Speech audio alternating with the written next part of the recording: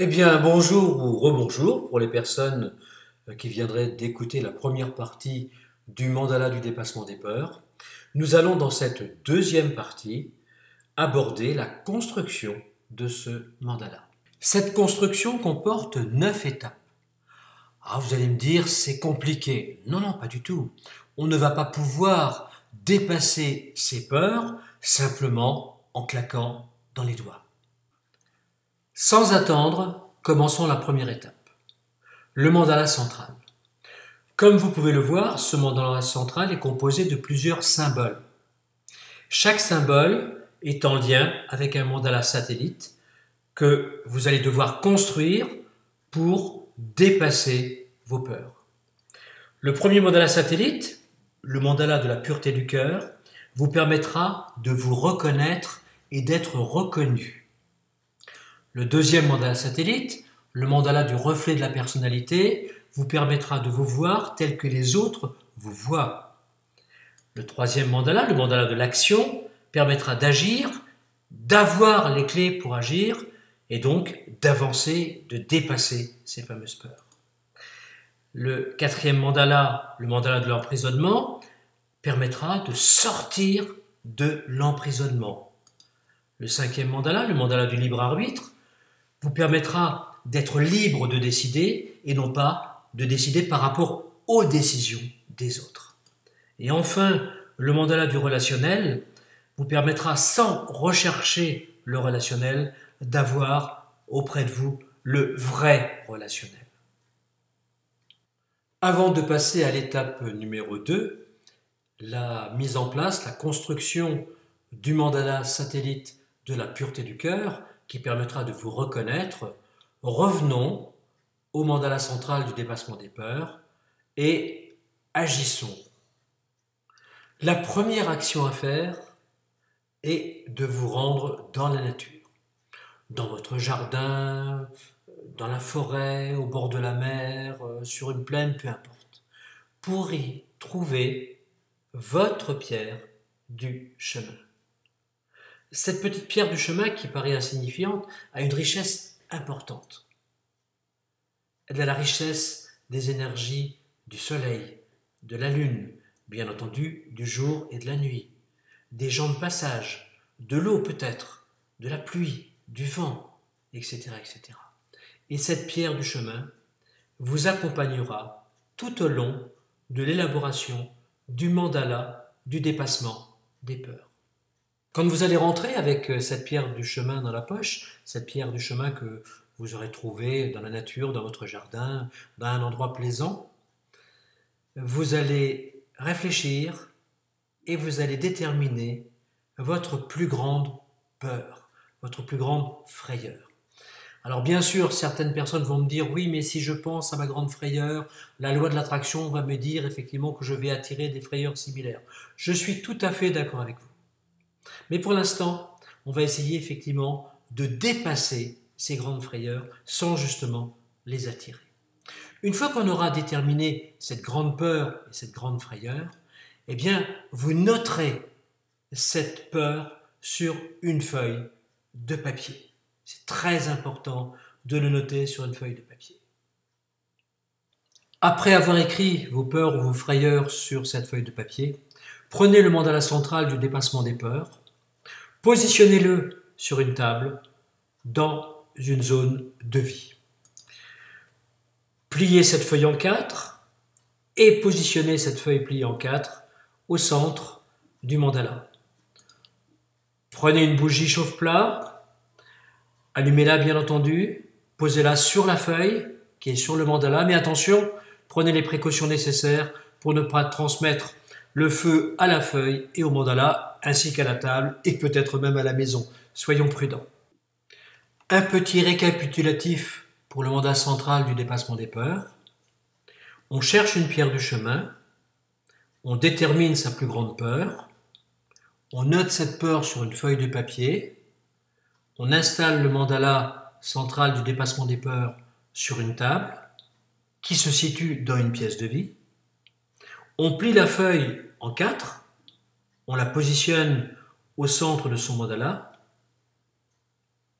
on prend une bougie chauffe-plat on l'allume et on la positionne sur la feuille pliée en 4 qui se situe sur le mandala. Voilà, et bien maintenant nous sommes prêts à passer à l'étape 2, la réalisation et l'utilisation du mandala de la pureté du cœur, ce fameux premier mandala satellite. Je tiens à attirer votre attention sur une chose importante. Bien sûr, dans la logique, il faudrait faire tous les mandalas satellites et les utiliser tous.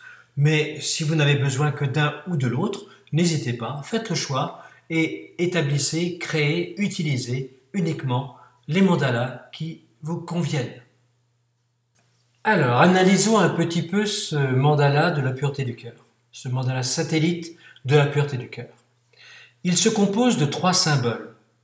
Vindu, qui est un chakra supérieur, Vinga, qui est également un chakra supérieur, et bien entendu, le symbole de la pureté du cœur. Alors je suis sûr que vous vous posez des questions sur Vindu, Vinga et sur le symbole de la pureté du cœur. Alors je vais commencer par Vindu. Vindu, c'est un chakra supérieur qui se situe entre le chakra du point terrestre et le chakra de terre et qui facilite la montée énergétique, l'énergie à tous les chakras principaux. Et lorsque le chakra supérieur Vindu et le chakra supérieur Vinda sont en harmonie, eh bien l'ensemble des chakras principaux sont eux aussi en harmonie. Maintenant, si Vinga et Vindu sont en disharmonie, il se crée une collusion énergétique et provoque une déstabilisation du chakra où se produit cette collusion. Donc quand on parle d'un chakra, par exemple principal, le racine, le sacré, en disharmonie, c'est tout simplement parce que Vindu, qui prend les informations de la Terre, et Vinga, qui prend les informations du céleste, sont en disharmonie. Il y a un problème énergétique et donc une déstabilisation. Venons-en à Vinga. Alors, Vinga, c'est un chakra supérieur un petit peu spécial. Pourquoi ? Parce que c'est lui le lien entre le céleste et le terrestre. Déjà, il se met en place au 7e mois de la conception fœtale. Et puis il va se développer. Et il est en lien avec 4 centres énergétiques bien précis. Le premier lien entre le chakra du transpersonnel dans l'univers et le coronal, il se situe entre les deux. Et le deuxième lien entre le chakra de conscience du nectar de lune et le frontal. Bien sûr, il se situe également entre les deux. Alors pour la dernière version, entre le chakra de conscience du nectar de lune et le frontal, il a un rôle assez important. Tous les messages du céleste passent par Vinga, sont transmis au chakra de conscience du nectar de lune, qui lui va traduire les informations en langage du frontal pour que l'on puisse dire « ça y est, j'ai mon 3e œil ouvert, je perçois, je ressens, je vois ». Vous voyez l'importance. Donc chaque fois qu'on va avoir une intuition, eh bien cette intuition viendra du céleste ou du terrestre, mais sera de toute façon régulée par Vinga. Nous arrivons au centre du mandala de la pureté du cœur, ce mandala satellite. Eh bien, ce centre représente le symbole de la pureté du cœur, représente la force que nous avons en nous, la force qui est émise par nos mains, par nos doigts. Regardez le symbole, il tient en lévitation une multitude de lotus. Eh bien, si nous nous servons de cette énergie pour pouvoir maintenir des lotus, pourquoi ne pas se servir des énergies pour se dépasser, pour prendre notre vraie place dans la vie, pour franchir les épreuves, pour rendre possible ce qui est impossible. Le tout, c'est de croire en soi et d'agir. Ne nous laissons pas éteindre par les autres. Qu'est-ce que je dois retenir du mandala de la pureté du cœur ? En premier, l'action de Vindu, le chakra supérieur, qui me relie avec la Terre, qui me permet d'avoir les énergies et les connaissances de la Terre. Le chakra supérieur Vinga, qui permet de réguler les émissions célestes, les émissions terrestres, et qui permet de m'apporter des messages pour que je puisse les transformer consciemment. Et bien entendu, le symbole de la pureté du cœur qui me donne le droit de me connaître, mais surtout de me reconnaître dans mes actions. Alors bien entendu, rien ne se passe sans rien. Ce qui veut dire que si je n'agis pas dans ma vie, je peux mettre ce mandala en décoration, il ne servira pas à grand-chose. Mais si j'agis consciemment, si je prouve à mon inconscient que j'utilise ces messages, j'obtiendrai de plus en plus de messages vibratoires, de plus en plus de réponses et j'aurai de plus en plus d'actions à faire. Alors rappelez-vous ce que je vous ai toujours dit depuis le départ, depuis qu'on se connaît depuis très très longtemps pour certains. Lorsque j'agis consciemment, je dépense de l'énergie. Et quand je dépense de l'énergie, je peux compenser cette énergie. Et c'est pour ça que nous allons voir certaines pierres, certains cristaux tout au long des explications que je vais donner pour compenser les énergies dépensées. Voyons maintenant les pierres en lien avec le mandala de la pureté du cœur. Alors ces pierres vont renforcer ce mandala et vont nous apporter la compensation énergétique dépensée. En premier, ça sera la dolomite. La dolomite, pourquoi? Parce qu'elle permet de rester en accord avec soi-même. Et c'est important. Rappelez-vous, je vous ai dit tout à l'heure, ne vous laissez pas éteindre par les autres. Elle renforce aussi la confiance en vous. Et ça, c'est une chose importante. Parce que se faire déstabiliser, c'est très facile. Mais si vous transmettez ce que vous connaissez, ce que vous avez appliqué, il n'y aura vraiment aucun problème. Vous ne pourrez plus être déstabilisé et vous ne perdrez pas la confiance en vous. La deuxième pierre, c'est la cornaline. La cornaline, elle facilite les créations et les initiatives. Pourquoi? Parce qu'elle est en lien avec le relationnel. Elle est en lien avec le vrai relationnel.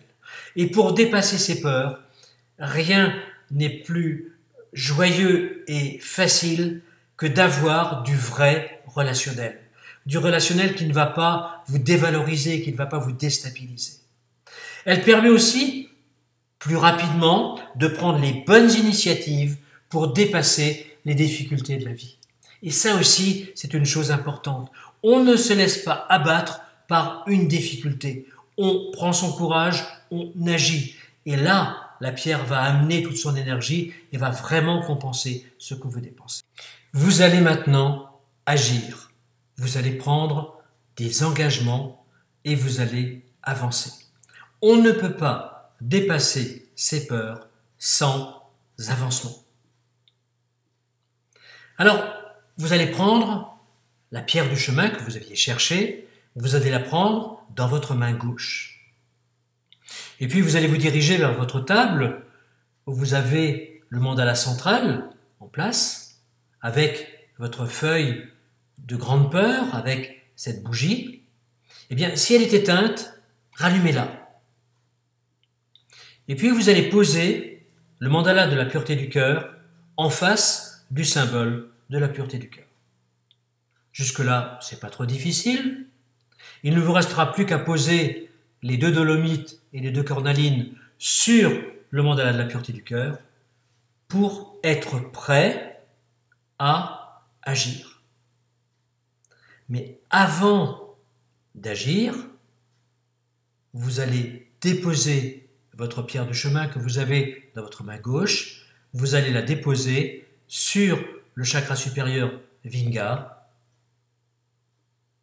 et vous allez commencer à prendre des engagements.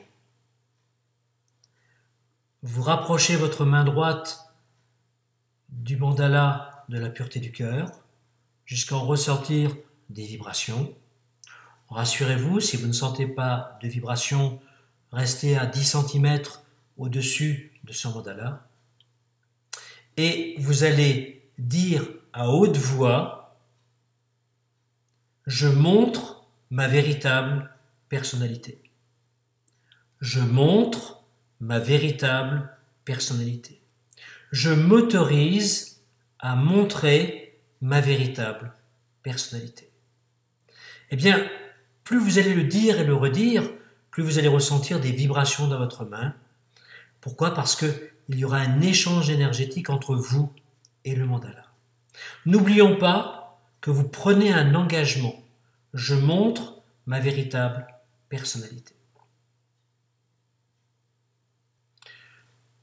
Vous venez de prendre un engagement. Cet engagement, vous devez le respecter. Je montre ma véritable personnalité. Rappelez-vous, il ne faut pas se mentir à soi-même. Alors, qu'est-ce qui va se passer dans les jours qui vont venir ? Eh bien, vous allez avoir une force qui va être déterminante pour montrer votre véritable personnalité. Oh, il ne s'agit pas de tout bousculer, rien ne se fait en un jour, mais il s'agit de prendre confiance en vous, confiance dans votre personnalité. La pierre du chemin, vous pouvez la porter dans votre poche gauche pour, comme un nœud dans le mouchoir, vous rappeler votre engagement. Le soir, vous pouvez la déposer sur votre table de chevet ou sur le mandala de la pureté du cœur, toujours sur le chakra supérieur Vinga. Et régulièrement, une fois par jour, remettez votre main droite sur le mandala de la pureté du cœur et engagez-vous dans votre version « Je m'autorise à montrer ma véritable personnalité ». Dans quelque temps, les choses évolueront. Voilà, nous venons de terminer cette deuxième partie du mandala du dépassement des peurs. Vous avez certaines choses à faire, le mandala central, le mandala de la pureté du cœur, agir et réagir. Dans la troisième partie, nous verrons les 5 autres mandalas satellites et vous aurez les clés pour dépasser vos peurs, bien entendu, si vous agissez. Je vous souhaite de respecter votre engagement et notez bien les évolutions durant les quelques jours qui vont s'écouler avant la troisième partie du mandala du dépassement des peurs.